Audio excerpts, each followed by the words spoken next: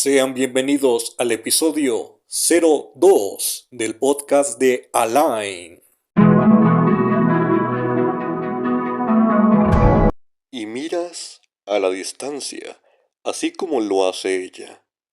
Ella, quien siempre está viajando, y para ella, que todo está tan lejos, pero a la vez tan cerca.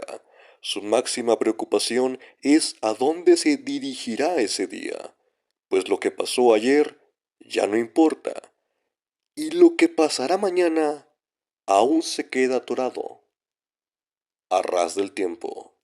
Comenzamos la edición del podcast del mes de julio.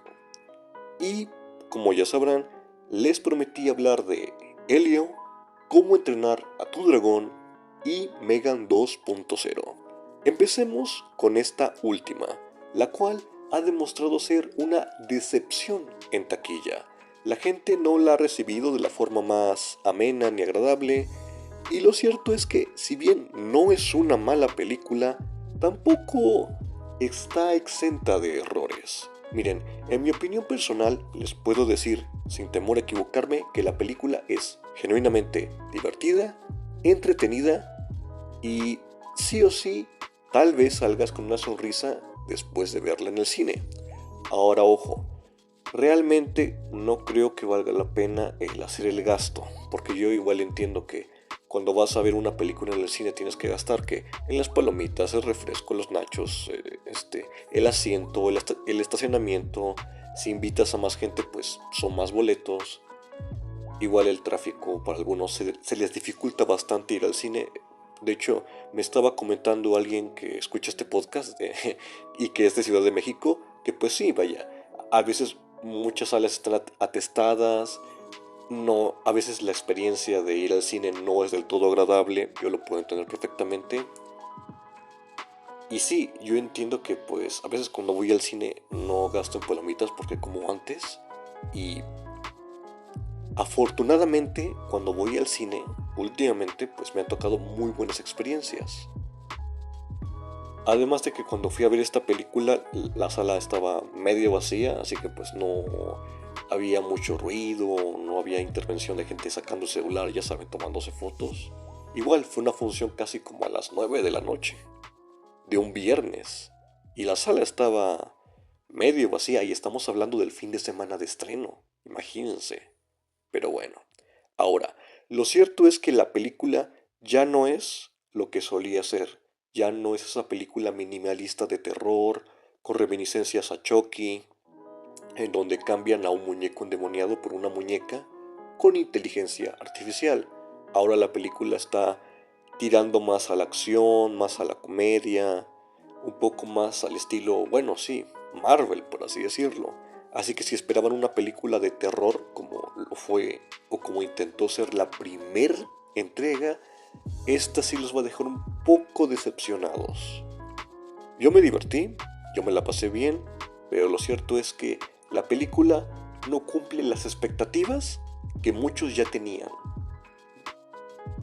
Y bueno, en palabras del director de esta cinta de Blumhouse, se ha llegado a sincerar sobre el fracaso en taquilla de esta película. En sus palabras, y cito, todos pensábamos que Megan era como Superman. Así dice tal cual. Señala, podíamos hacerle cualquier cosa. Podíamos cambiar de género, podíamos lanzarla en verano, podíamos hacer que luciera diferente. Podíamos convertirla de villana en heroína y básicamente sobrevaloramos cuán fuerte era realmente el compromiso del público con ella. Decidimos cambiar de género. El público no estaba listo para ese cambio. La gente quería más Megan tal como es. Esto hace referencia a que Megan 2.0 era menos thriller de terror, como la primera, y más comedia de acción. Claramente esto no funcionó. Es lo que dice este artículo, no sé de qué página sea. Creo que es de IGN, me parece. Pero vaya, lo cierto es que a esta película pues le cambiaron el tono, la esencia, la cara, el pelo y hasta el género. Pasó del sci-fi horror a un thriller cómico de acción, más sobre la guerra IA. el resultado es más que ridículo en algunas instancias, lo cual ha quedado lejos de lo atractivo que se vendía la original. Pero bueno, si a ustedes les gustó, la disfrutaron, así como yo, qué bueno, porque yo siento que eso es lo divertido de todo esto, el verdadero sentido de todo esto. Disfrutarla, pasar un rato ameno y así. La que sí le ha ido muy bien en taquilla es a Cómo entrenar a tu dragón 2. Que sí, ya sé, no hay mucho que mencionar sobre Megan, realmente, sin ahondar en tantos spoilers, pues la película va realmente de una robot que sale de control, que fue diseñada por el gobierno, y ahora Megan vuelve, porque resulta que siempre estuvo oculta en la casita de la tía de la protagonista, y ahora quiere volver, y que sí, hay un par de plot twists al final que sí están medio sacados de Terminator 2. Si ya han visto Terminator 2, el día del juicio final, pues ya sabrán a qué me refiero. Y sí, sí tiene ciertas reminiscencias a esa película. Podríamos decir que incluso hasta se roba ciertas ideas, pero no las aplica del todo mal. Pero sí, eso sí, la película es puramente chicos buenos contra chicos malos, tal cual. Los buenos son muy buenos y los malos son muy malos. Y aquí Megan, todo ese resentimiento que podría haber llegado a tener contra los humanos, lo cambia por un sentimiento desmerecido, desmeritado, honesto, con tal de salvar a la niña, porque para eso fue diseñada, para eso fue creada, para resguardar, para cuidarla, para que no le sucediera nada malo y hace de todo para cumplir ese objetivo, su programación interna, la que ya había sido, bueno, que podríamos hacer un poco de comparación con Chappie, esa película de Nick Blumman, de cómo el robot fue creado con una fecha de caducidad. Y eso da pauta para unas lecturas interesantes sobre cómo el ser humano tiene cierta fecha de vencimiento, no tiene tanta longevidad y fue creado de esa manera por un creador que ya le había impuesto un objetivo fijo desde el inicio, desde su concepción. Pero bueno, no quiero hacer reminiscencias con Chappie. Que esa película ya tiene como 10 años. Pero bueno, realmente la película se resume en robot sale de control, Megan vuelve, hay que detenerla, aparecen un poco de embrollos por ahí. La escena de la fiesta está muy padre, me recordó un poco a las películas de John Wick con todo este fondo neón, las luces en el background con ese tono cyberpunk. Se ve bastante bien estéticamente, no les voy a mentir. De hecho, se nota bastante que le aumentaron el presupuesto. Y sí se nota en las escenas de acción, se nota en los fondos, se nota en la coreografía. Y resulta ser entretenida, genuinamente me divertí viéndola. Es atractiva visualmente, pero yo puedo entender perfectamente si la gente se decepciona. De hecho, la gente no la está yendo a ver. La que sí están yendo a ver, y ahora sí, Cómo entrenar a tu dragón, que hasta la fecha a la que estoy grabando este podcast, sábado, en la mañana, 5 de julio, ya lleva más de 450 millones de dólares recaudados. Solo que no sé si dice a nivel mundial o solo en México o en Estados Unidos, ya no me fijé bien qué dice este artículo. Pero si te vas a Facebook, te vas a Instagram, si te vas a X, ves gente compartiendo de fotos en el cine, las historias, qué tanto me gustó la película. Vaya, a la gente sí le está gustando. Y aquí podríamos iniciar, meter un poco el debate de, oye, es que estamos viendo lo mismo que ya vimos hace varios años. Nos están entregando pan con lo mismo, lo que ya habíamos visto, lo que ya conocíamos. Pero yo siento que aquí es una especie de comfort movie. Ojo, no la estoy catalogando a la película de comfort movie en su totalidad, pero sí que podríamos estar hablando de un caso parecido a una comfort movie, una película que ya sabes a lo que vas, ya sabes cómo te vas a sentir, así que como que ya estás predeterminado a qué sentir, cómo reaccionar y qué resultado te va a dar la película sensorialmente en cuanto a tu recepción, tu perspectiva, la forma en la que vas a salir cuando la termines de ver. Vaya, como que ya nosotros nos ajustamos a qué vamos a recibir, qué vamos a esperar, sabemos qué vamos a recibir de la película y llega el punto donde es tanto el ajuste que ya sabemos hasta cómo reaccionar a ciertas escenas. Por ejemplo, cuando Hippo y Chimuelo van por primera vez volando, pues como que recordamos la sensación que tuvimos en la primera película y la reiteramos cuando la volvemos a ver, ahora con el live action. Es como lo que dice John Baudrillard en su libro Simulations o Simulacra. Ya no estamos experimentando otras sensaciones, estamos simulando la primera sensación que tuvimos. Es por poner un ejemplo, cuando comes una manzana por primera vez, ¿no?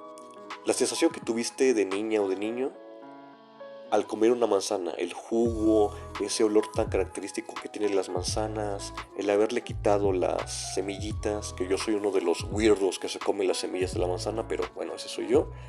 Y esa sensación que tuviste al comer tu primer manzana, lo que dice Baudrillard es que cuando vuelvas a comer otra manzana, independientemente de la circunstancia, la situación, el contexto, la gente que te acompañe o el tipo de manzana, cuando vuelvas a comer otra manzana, va a ser una simulación de aquella primera vez que probaste una manzana.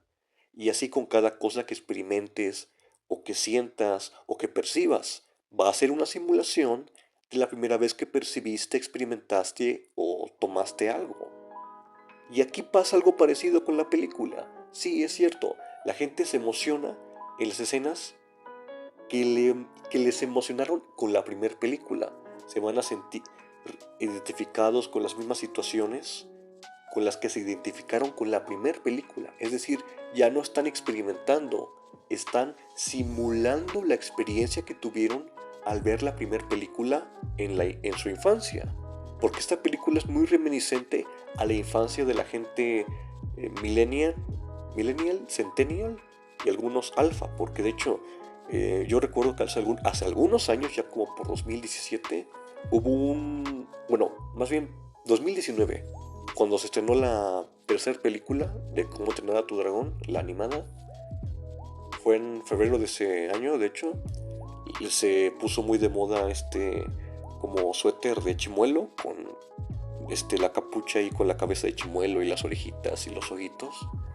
Y mucha gente de la generación alfa, gente que actualmente ya tiene como 15, 14, 13 años, pues le pegó un poco esa moda y ahora al ver la primera película, ahora en formato live action, ahora al verla en una sala de cine, ya no en streaming, ahora como que la experiencia se expande, se aumenta y el high pues va increciendo. Y esto siento yo que es la principal razón por la que la película ha triunfado en taquilla. Porque no es que sea una comfort movie, sino que la película apunta a satisfacer las sensaciones, a replicar las sensaciones que la gente ya tuvo con la primera. Como que apunta totalmente a lo seguro, de una forma más psicológica, por así decirlo. No que los productores ejecutivos sean maliciosos en ese sentido, pero sí hay que tener en cuenta todo esto, porque si las películas como Lilo y Stitch o Cómo entrenar a tu dragón están siendo tan exitosas, es porque la gente ya sabe a qué va al cine, ya sabe qué va a recibir. Y obviamente todo lo que experimentaron al ver las películas originales de estas versiones, de estas nuevas versiones, pues sí o sí les va a hacer sentir bien, les va a hacer sentir que vuelven a la infancia y etcétera. ¿Eso es malo? No, realmente no es malo, pero sí que explica perfectamente el por qué estas películas han triunfado tanto en taquilla. Pero bueno, la película que me pareció, Me pareció buena, no les voy a mentir. La película es asombrosa, en el apartado visual es increíble. De hecho fue por eso que la fui a ver otra vez, pero ahora en una sala Macro X. No encontré sala IMAX, yo quería verla en una sala IMAX, pero me conformo con verla en una Macro X. Y la verdad es que se nota mucho la diferencia de verla en una sala estándar en Cinemex al verla en una sala Macro X en Cinépolis. Se nota el cambio de calidad, el enfoque de la pantalla, los visuales, la nitidez, el color, el enfoque, todo cambia bastante, sinceramente. Es un glow up bastante notorio. Las escenas de acción se ven mejor, las expresiones de los actores se ven más detalladas cuando lo ves en una sala Macro X. Ahora imagínese cómo se vería en una sala IMAX. Hubiera sido increíble haberla visto en una sala así. Pero tristemente no encontré en Guadalajara a esa hora de ese día. Pero de que la disfruté bastante, la disfruté bastante. De hecho, desde Thunderbolts no disfrutaba yo tanto una película, que igual Thunderbolts la fui a ver 2 veces. Y sí, la película es exactamente lo mismo que la primera, solo que con algunas escenas omitidas. Por ejemplo, la escena donde hay un pequeño dragón, uno chiquitito, que se está intentando robar la comida de Chimuelo, pero Chimuelo como que le escupe en la boca a ese dragoncito y ese se queda como que le sale humo por la boca. Y ahí Hippo se da cuenta de que los dragones no son tan diferentes de los humanos. Y esa escena lo omitieron, lo cual, pues, en la nueva versión no explica el cómo fue que Hippo se dio cuenta de que, si Chimuelo le escupía en la boca a este dragón gigantesco que parece el final, pues ya se queda sin fuego y escupe humo y ya lo derrotan. Y sí, esa escena del dragoncito en la primera película, la animada, sí es importante para que Hippo se dé cuenta de que, mira, si le escupes en la boca a otro dragón, pues va a resultar esto, ¿no? Se va a quedar sin fuego. Cosa que pues sí hacía falta que incluyeran en la nueva versión, en la live action. La cual de hecho llega a expandir algunas escenas de acción. Por ejemplo, la escena de acción con el dragón en el clímax de la película no es tan larga en la animada, pero es más funcional porque en la animada es más estratégica la batalla. La forma en la que vuela Chimuelo alrededor de este dragón, la forma en la que le va atacando. Aparte de que en esta nueva versión los amiguitos de Hippo son un poco más útiles, ¿no? Que sí, hacen realmente lo mismo, pero como que se lucen más. Tienen cada uno su línea, su escena para poder lucirse cada uno. Aunque la que menos se luce es Astrid, de hecho, al final. O a mi parecer, no sé a ustedes qué les pareció eso. Siento yo que la Astrid de la película animada sí que se la rifaba muchísimo más. Pero la actriz, la nueva, la que incluyeron, lo hace bastante bien. Sí, que igual, como que el doblaje le ayuda bastante a la percepción que uno tiene del personaje, pero lo hace bien. Es un buen trabajo y se agradece. Y ya para acabar, vamos a hablar un poco sobre la película Elio, la cual es la más reciente de Pixar y es divertida, es entretenida, igual como Megan, aunque no tiene ese grado de epicidad o de emotividad como la película de Cómo entrenar a tu dragón. Digamos que está en un punto medio. Ahora, de nuevo, mi experiencia con esta película fue bastante positiva porque la fui a ver en una sala 4DX. Igual ya tenía bastante rato desde que no iba a una sala como esta, desde que estaba yo en Aguascalientes. Y sí, el mensaje es muy bonito sobre la amistad, de cómo las diferencias nos hacen, sí, diferentes, pero también únicos al mismo tiempo. La relación que tiene Helio con su madre Olga, perdón, no, con su tía Olga, porque de hecho originalmente la película iba a ser que nada más estaba con la mamá y que el papá se había ido, algo así, pero aquí decidieron omitir a ambos padres. Ya saben, como Peter Parker, como Luke Skywalker, pasa algo parecido. Y aquí Helio es un niño con bastante hiperactividad, con bastante energía y toda esa buena vibra, esa positividad que tiene, porque a pesar de que perdió a sus padres y que es una tragedia que lo va siguiendo durante toda la película, él se mantiene positivo y se apasiona por un tema que es en este caso el espacio. Le fascina las estrellas, la astronomía. En ese sentido me identifico un poco con el personaje. Y vaya, la forma en la que se obsesiona me recuerda un poco al niñito de los Milches contra las máquinas, que igual se emociona mucho con los dinosaurios. Me recuerda un poco a eso. Y sí, es cierto, o sea, hay niños, yo de niño pues me encantaban que los dinosaurios, el espacio. En ese sentido me identifico bastante todavía. Pero vaya, la película hace un buen trabajo con Helio, porque al principio puede parecer un poco molesto, como el niño de Mirai no Mirai, esa película de Mamoru Hosoda que nadie recuerda, pero que yo sí recuerdo. Pero conforme va avanzando la película te encariñas con el personaje, entiendes cuál es su situación, entiendes lo que está pasando, la crudeza de todo lo que tiene que afrontar, el peso psicológico que maneja la película y cómo su tía Olga hace lo que puede para tratar de ayudarlo, para tratar de que conviva con los demás niños. Y sí, es lindo de ver, sinceramente. La animación es muy bella, dígase de paso. Y sí, yo ya lo comenté en un short, que a mucha gente no le gusta este estilo CalArts, entre comillas. Este estilo que tienen ahora las películas de Pixar, que tienen la boca, la cabeza de cierta manera. Pero pues se ve bien, la verdad. Algunos dirían que se ve blando el estilo, de que no es bueno, de que tiene el bean mouth, la boca de frijol, que se ve aburrido. Pero no, de hecho, todo este despliegue de luces, de efectos, se ve bastante bien. Y ahora, si comparamos, por ejemplo, encontré una publicación de septiembre del 2022 y el concepto es distinto, ya que dice que Helio es una cinta sobre un niño llamado así, que es transportado al espacio y donde debe de convencer a los alienígenas de no atacar a la Tierra. Más o menos como la película Home de DreamWorks, película que nunca he visto completa, nada más he visto cachos. Y sí, el concepto, el diseño se ven distintos, pero pues la idea final tampoco se ve tan mal. Es algo así como con Un Gran Dinosaurio, película que igual cambió bastante, cambió de director, cambió de guión. Y sí, el resultado final es muy distinto a lo que tenía planeado al inicio. Pero pues no es mal resultado, vaya. Al final de cuentas, hicieron lo que pudieron con la película y salió algo bastante digno, sinceramente.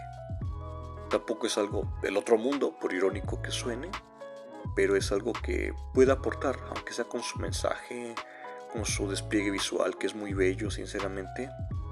Siento yo que vale la pena darle, aunque sea una oportunidad. Y si no quieren verla en el cine, la quieren ver directamente en streaming, vía Disney Plus, pues perfectamente. La paleta de colores con sus tonos azul, amarillo, bueno, un poco de verde en el fondo, me gustó bastante. Tiene como un tono, no sé si se llama ágata o... Porque no es magenta, es como un tono azul, pero como más plano, más sumergido. Pero bueno,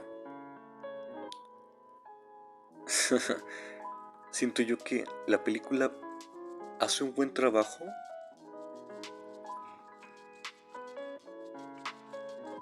Hace un muy buen trabajo con la amistad que tienen Glordon y Helio. Las escenas donde hacen cositas y toda esa secuencia con cuando van volando juntos se ve bastante bien. Pero bueno, eso fue todo con las películas de junio. Ya, ya acabamos. Las películas que yo prometí que vería en el cine en el mes de junio, ya las vi. Ya serían La muerte de un unicornio, Bailarina, que comentamos en el podcast anterior, y en este pues ya comentamos Cómo entrenar a tu dragón, Helio y, y Megan 2.0. Pero bueno, la verdad es que si tuviera que rankearlas, de la que más me agradó a la que menos me agradó, yo pondría en el... Sí, es un poco predecible de mi parte, pero yo creo que pondría en primer lugar a Cómo entrenar a tu dragón, sinceramente. No solamente la fui a ver 2 veces, sino también que me agradó bastante. Y sí, ya sé, es la comfort movie, como ya mencionamos, pero aún así, vaya, tengo que darle su puesto merecido.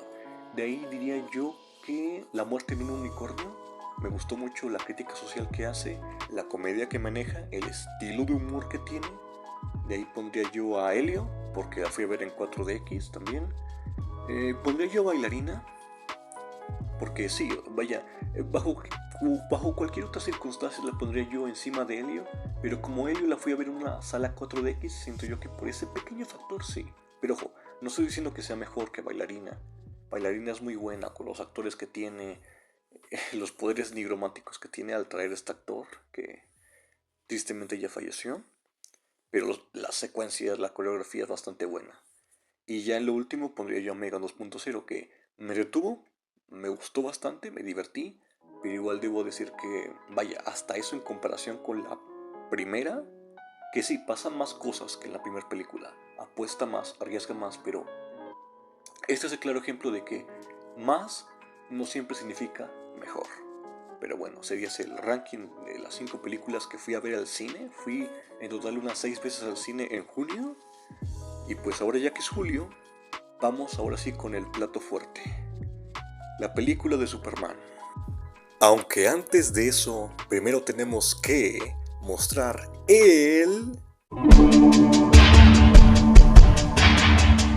En esta ocasión, no usaremos la lista VIP del mes de julio, puesto que aún no se ha estrenado a la fecha en la que estoy grabando este audio. Así que comenzaremos el tercer lugar con Siscón para Todos, del artista argentino Sumiko.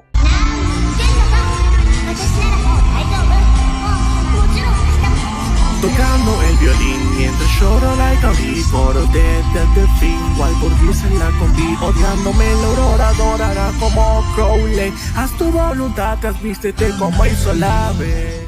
Esa fue una grata sorpresa, pero ahora escucharemos en el segundo lugar Deep Sea Arcade con Steam. And if you got none of that, well, you got nothing going. On its way back down, watch it float to the ground and return to the ocean. You want it. Y en el primer puesto, Fit Lord, Mats Cannot Soar, una excelente canción para tu playlist de verano. ¡Disfrútala!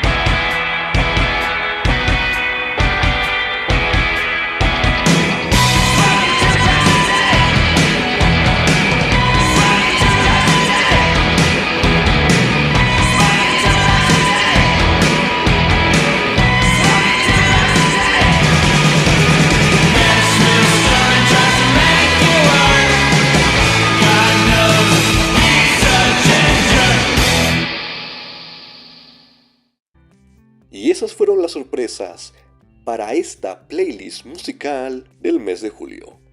Esperemos que para la próxima BIRP nos deleite con su playlist mensual.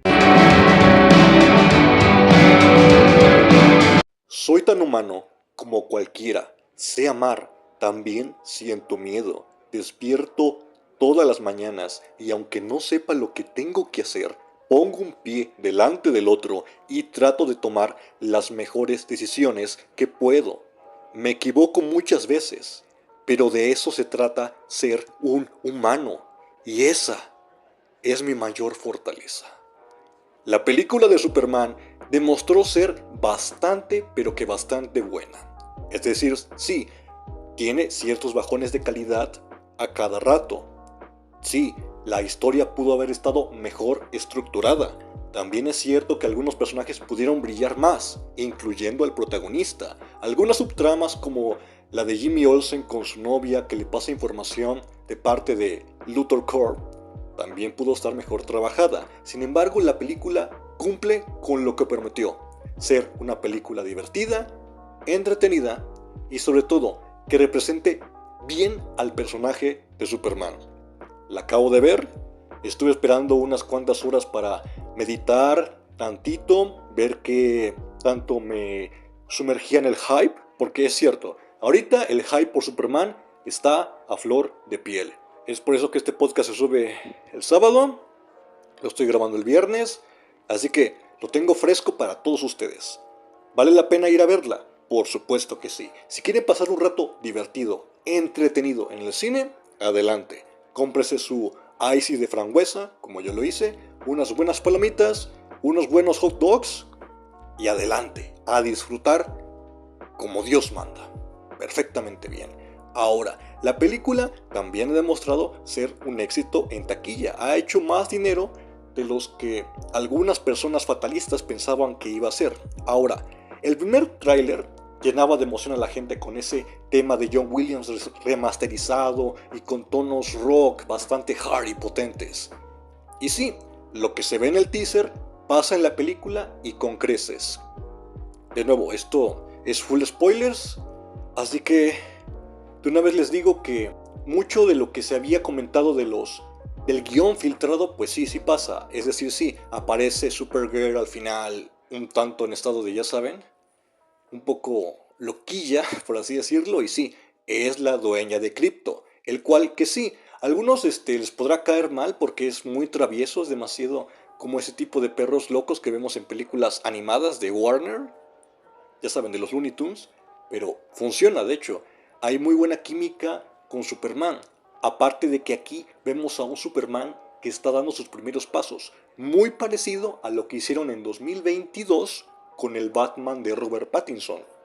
Es un héroe novato que todavía no está muy experimentado, está intentando de buscar su lugar en el mundo, en los amigos que va teniendo, porque de hecho casi no tenemos escenas entre Clark Kent y Jimmy Olsen. De hecho, casi no tenemos escenas de Clark Kent. Casi toda la película es Superman y su alter ego. Ahora, esto, nos guste o no, sí le resta varios puntos. Es como el Spider-Man de Andrew Garfield. En mi opinión, considero que es inferior al de Tobey Maguire porque tiene menos vínculos y relaciones interpersonales. Es decir, ¿acaso hay una escena memorable entre el Spider-Man de Andrew Garfield con la tía May? Realmente no. De hecho, en la segunda película la hacen completamente de lado. Incluso en el tercer acto de la segunda película de The Amazing Spider-Man, la dejan por su lado en un hospital random y ya, como si fuese un personaje NPC cualquiera. Aquí pasa algo parecido con los reporteros del Daily Planet. No hay mucha interacción entre ellos y Clark Kent, casi es inexistente. Y todo se reduce a un chick flick entre Lois Lane y, bueno, Superman, Clark Kent en su alter ego, ¿no? Muy parecido a lo que pasó con la entre comillas trilogía de Andrew Garfield. Es decir, sí, vemos muchas escenas interactuando entre Peter Parker, Spider-Man y Gwen Stacy, pero no vemos más dimensiones del personaje. Casi no vemos a Peter Parker como estudiante, como aficionado a la ciencia, más o menos lo tocaron ahí en la primera película, pero se perdió mucho de eso en la segunda. Y sí, tenía una amistad con el chico que se iba a convertir en el Duende Verde, con Harry Osborn, pero fue muy poco. Y su drama de que es que quiero tu sangre, no te la voy a dar, se quedó muy a medias. Aquí se queda de ver la verdad. ¿Por qué? Porque sí, hay una escena muy conmovedora en donde está Clark Kent hablando con su padre. Y de hecho el papá, para tratar de amenizar el ambiente, para tratar de conectar emocionalmente con su hijo, saca el tema de es que los burritos de tal tienda. Esta escena es muy reminiscente a ese tipo de diálogos cuando un personaje intenta conectar con la audiencia y con el personaje que tiene al lado. El mejor ejemplo que me viene a la cabeza es la escena de Pulp Fiction, donde están hablando de hamburguesas, creo, o pizzas, en donde están estos dos sujetos hablando de comida, algo así. Esa escena sirve para mostrar su cotidianidad, que tanto pueden amenizar con una situación cotidiana del espectador. Y aquí funciona bien, ¿por qué? Porque es el típico papá que saca conversación, está tratando de amenizar el ambiente, ve a su hijo alicaído, un poco triste, con la cara larga, y busca un punto de inflexión para por lo menos sacarle una sonrisa. Esa escena nos dice mucho, ¿por qué? Porque ya nos están mostrando cómo es la relación entre papá e hijo. Muy parecido a lo que hizo James Gunn en la escena de la chica que controla las ratas en Suicide Squad de 2021 y su papá. Tenemos un par de escenas entre la hija y el papá cuando están en un edificio alto. Le dice, es que las ratas son esto y las desprecia la sociedad, pero nosotros estamos acá con ellas y así. Esa escena sirve muy bien como catalizador para enfocar ese afán de la protagonista por querer hacer algo virtuoso, a pesar de que la sociedad la ve como una rata. Y aquí pasa algo parecido. Vemos al papá tratando de elevarle los ánimos a su hijo. Y sí, es una escena que te llega. La verdad es que te llega profundamente al corazón. Y sí, la película logra ser emotiva. De hecho, incluso me sentí un poco triste cuando los robots de Superman son destrozados por la ingeniera, que está súper padre ese personaje. Totalmente bien sacada de los cómics, que sí tiene algunas discrepancias. Por ejemplo, la piel del personaje de la ingeniera en los cómics es más como que cromo, como si fuese Silver Surfer. Pero aquí, las expresiones de la actriz, la escena donde está Superman volando en el cielo y le está golpeando Ultraman, el que, spoiler, es el clon de Superman, que en teoría se va a convertir en Bizarro en la próxima película. ¿Quién sabe? Porque termina siendo absorbido por un hoyo negro hasta eso. Y Dios mío, qué increíble. Pero también es cierto que tiene sus fallos. Como ya les dije, algunas subtramas como que no cuajan. Y sí, todo esto de el deterioro político, la forma en la que Estados Unidos, el gobierno, igual influido en mayor o menor medida por Lex Luthor, pues quiere hacer este convenio con este otro país en una zona alejada tipo Medio Oriente, y le vende armas y al otro pueblo está desprotegido y se van a defender con palos y piedras. Lo cual es un obvio paralelismo lo que pasa con cierto país y otro que empieza con P, y ya saben a cuál me refiero, y el otro que comienza con I.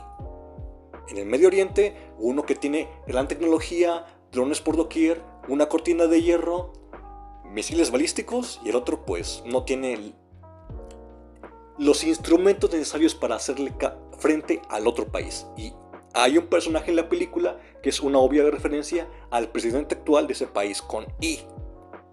Así que sí, la película de hecho hace un comentario social y político muy contundente. Y ojo, siento yo que le faltó un poco explorar más en la escala de grises. ¿Por qué? Porque en el pueblo del otro país, el de los malos, por así decirlo, pues el gobierno será malo, pero ¿y el pueblo? ¿Y qué pasa con el gobierno del otro país que está desprotegido y que Superman va a salvar? Y ahí es donde empieza todo este debate de que si Superman, un ente de otro planeta, debe interferir en asuntos geopolíticos, lo cual siento yo que es una buena forma de empezar un universo cinematográfico, porque recordemos que con Iron Man igual nos metieron algo muy parecido. En ese entonces era 2008 y metieron el dedo de la llaga un poco con el conflicto en Afganistán, y la venta de armas, la forma en la que ciertos grupos disidentes, por así decirlo, se hacen con ciertos instrumentos para sembrar terror en ciertas tierras, y bueno, los paralelismos son más que evidentes. ¿Se agradece?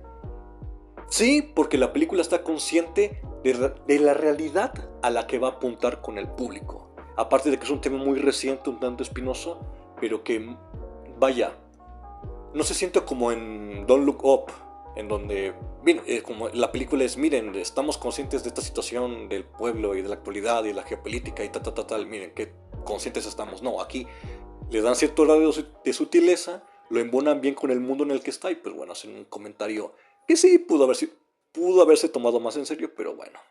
Igual, la película prepondera mucho la comedia, la acción tonta, que sí, hay ocasiones donde los efectos especiales no se ven del todo bien. Si la van a ver, yo recomiendo que sí o sí vayan a una sala Macro X, o si tienen la oportunidad, a una sala IMAX, para que los efectos se vean bien. Yo les recuerdo, cuando yo fui a ver Flash en 2023, los efectos especiales, que ya se veían mal en ese entonces, ahora se ven peor todavía, no se disimulaban tantito. Y de hecho, la película sí se le disimula un poco si la ves en un formato más grande. En una pantalla normal no sé qué tan bien o qué tan mal se vea, pero yo les recomiendo que si van al cine a verla, vayan a un formato Macro X o IMAX.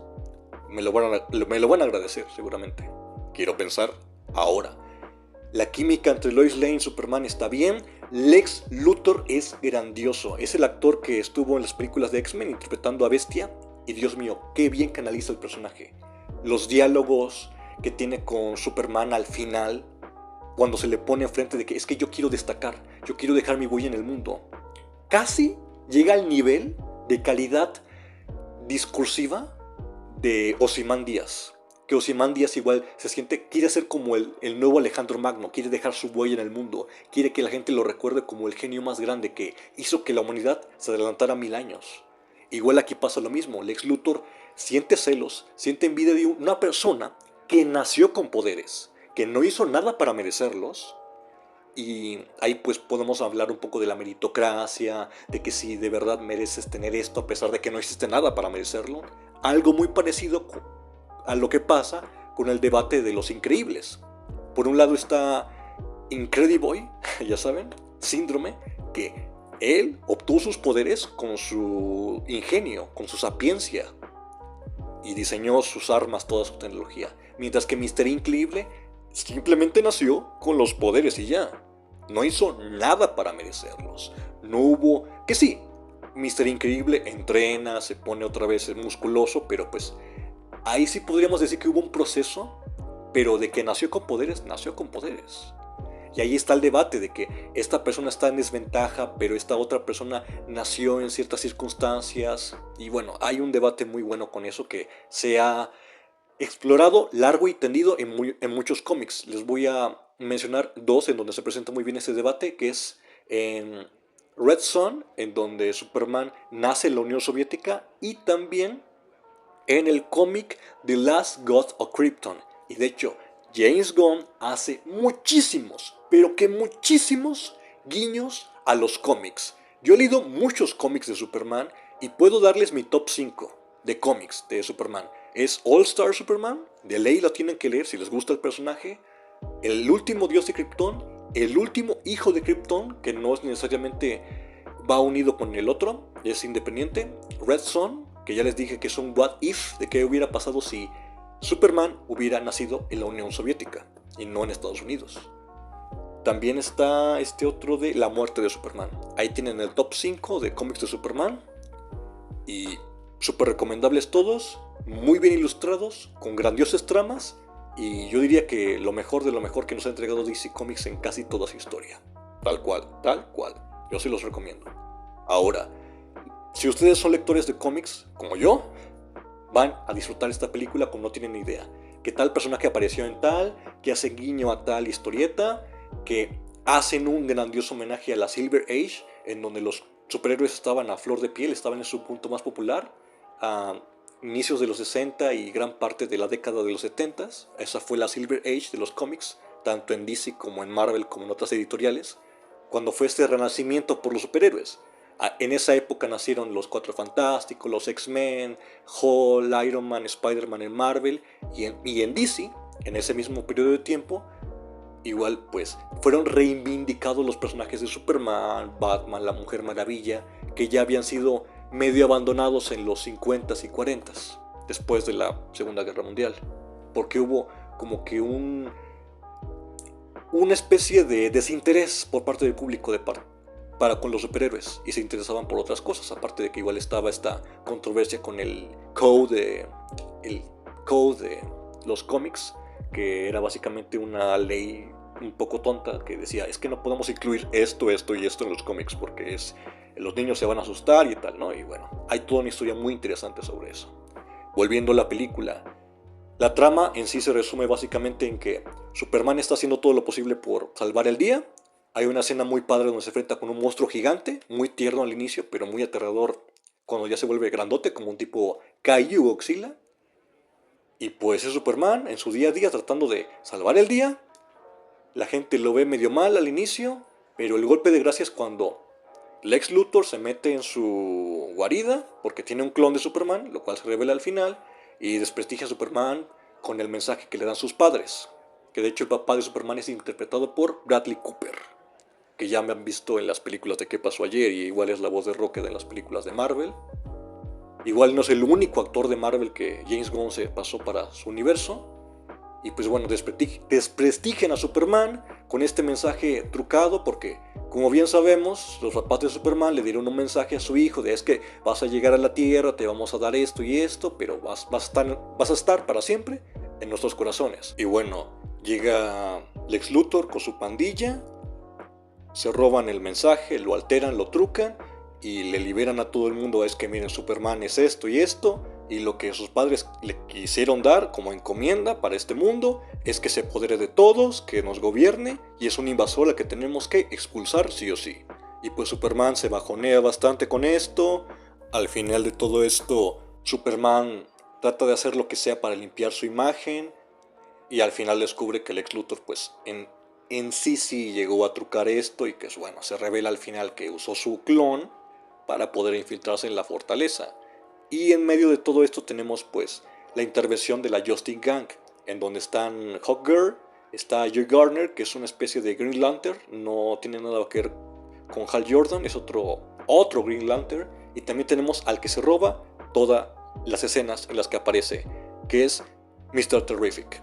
El actor lo hace excelente, que sí, algunos dicen que está medio ridículo su máscara, pero eso de hecho le hace resaltar sus facciones cuando actúa, aparte de que su personaje es muy estoico. Y de hecho, hay una escena parecida a los Guardianes de la Galaxia, cuando está Rocket con Yondu y disparándole con la flecha a todos en la nave esa. Y aquí hay una escena muy parecida donde la música se eleva increciendo, está Lois Lane presenciándolo todo, que literalmente representando a la audiencia en cuanto a la reacción de esta batalla que hace Mr. Terrific con su tecnología. Me hubiera gustado una escena similar con Green Lantern y con Hawkgirl, pero la verdad es que les quedó bastante, pero que bastante bien. Y vaya, igual por ahí está el subtrama de la novia de Lex Luthor que le da información a Jimmy Olsen para que descubra, es que mira, estas selfies que yo me tomo realmente es un farol porque es un engaño, bueno, es una forma de darte la información de manera de incógnita para que tú te des cuenta de que es que Lex Luthor está planeando esto, le está vendiendo tales armas a este país para que hagan esto con este otro, lo invadan y Superman no puede hacer nada para salvarlos, porque hasta eso Superman se entrega, lo meten a una cárcel con un ser que puede generar elementos varios, porque hasta eso Lex Luthor tiene un universo de bolsillo, el cual se vuelve el catalizador del conflicto principal en el tercer acto. Y pues bueno, encierran a Superman, al final hacen toda una maraña por liberarlo, tanto Lois Lane como Mr. Terrific. Una escena bastante divertida donde está el bebé que quiere salvar y así. Es muy emocionante, pero debo admitir que hay escenas en donde sí, como que el CGI se les nota demasiado. Se ve como que muy plástica la presentación en la pantalla y así. Y vaya, realmente no hay mucho que comentar en cuanto a trama, porque de hecho ese es uno de los problemas de la película, porque sí, está este conflicto con Superman, que piensan que es malo, Superman se entrega para que lo metan a esta cárcel donde está en el universo este. Luego lo liberan. Ahora ya va a la batalla final donde descubre que es que me engañaron, esto y lo otro. Y ya, tal cual.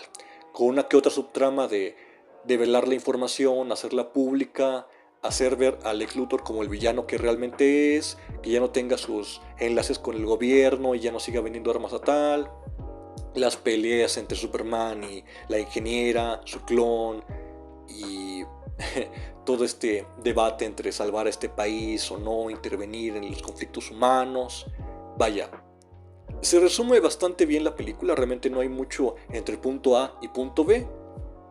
Y realmente todo el segundo acto de la película es puro espectáculo. Y ya el tercero es donde va increciendo, porque la película va iniciando como que lento. Debo admitir que la escena donde está Lois Lane entrevistando a Clark Kent haciendo de Superman, pues sí, es un poco como que, siento que pudieron haber cortado más esa escena, que sí, sirve para mostrarnos qué tipo de relación tienen Lois Lane y Clark Kent, pero pues igual siento que como que pudieron haberla hecho un poco más dinámica, o bajo otro contexto, o con otro escenario incluso, pero bueno, no estuvo mal, o lo pudieron haber movido para el segundo acto, pero en cierta manera esta escena también sirve para mostrar lo dificultada que es una relación entre alguien que viene de otro planeta y pues una reportera humana. Pero bueno, ¿la película es recomendable? Sí. ¿La película es divertida? Por supuesto que sí. ¿La iría yo a ver otra vez? Tal vez no. Tengo algunas otras cosas que hacer, pero pues solamente el tiempo lo dirá. Pero vaya, yo pues les puedo recomendar la película si quieren pasar un buen rato. Mi experiencia en el cine fue gratificante, no lo voy a negar. Y pues les agradezco mucho a los que han estado siguiendo el podcast, los que han estado comentando, dando like, compartiendo. Se los agradezco bastante de corazón. Y pues, arriba la esperanza. Esto es todo por mi parte. Yo soy Alain Gasga y este fue el podcast de Alain. Gracias totales. Pero, antes de que se me olvide, el actor que interpreta a Superman lo hace bastante bien. Funciona muy bien en su propia película, con el tono que tiene, con la clase de personajes con las que está interactuando, con el mood de la película. El Superman de Henry Cavill no quedaría bien con este universo de Superman, pero sí que queda bien con el otro que fue hecho por Snyder. Ahora, la película del Hombre de Acero a mí realmente nunca me llegó a gustar del todo, nada más la vi una vez, debería revisitarla tal vez, quién sabe.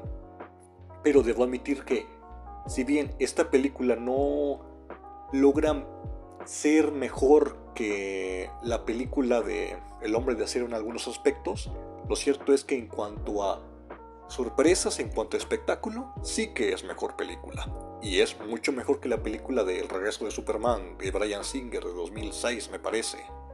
Yo diría que después de la película original, con Reeves, diría yo que es la segunda mejor, sinceramente, por default. Pero sí, la película está bastante bien, vayan a verla.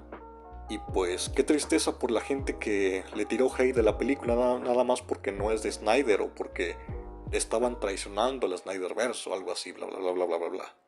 Pero bueno, ahí la tienen. Gracias.